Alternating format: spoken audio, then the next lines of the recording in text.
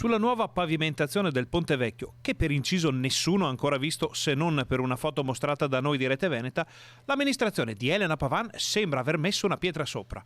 Anzi, sassi del Brenta e un substrato misto per formare una specie di terrazzo veneziano non lucidato.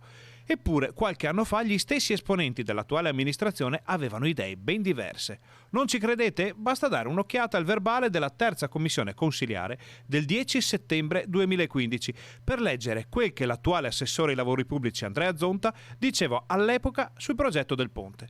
Zonta emerge dal verbale invitando i progettisti a dare priorità alla realizzazione di un intervento che offre più garanzia nel tempo, piuttosto che preordinato solo alla conservazione dei materiali. Condivide la realizzazione della pavimentazione in legno, ma chiede spiegazioni sulla tipologia in legno destinato a tale scopo. Il progettista, l'ingegner Claudio Modena, aveva risposto che la tipologia di legno da utilizzare per la pavimentazione era in via di definizione, in collaborazione con esperti del settore. L'allora assessore ai lavori pubblici Roberto Campagnolo confermava quindi che la pavimentazione in legno si sarebbe potuta ritenere coerente con le precedenti caratteristiche del ponte.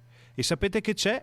Nessuno dei commissari presenti alla riunione, oggi propugnatori assoluti della pavimentazione in pietra, ha avuto da ridire. Oggi, invece, della pavimentazione si dice questo.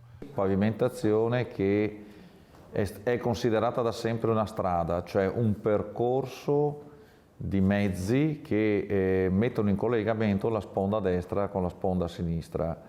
Calcolando che i mezzi più pesanti che sono destinati a passare sul ponte sono biciclette, monopattini e carrozzine, chiediamo quindi agli esponenti della giunta di Elena Pavan presenti a quelle riunioni come mai hanno cambiato idea in modo così drastico. E ritorna sempre la solita domanda.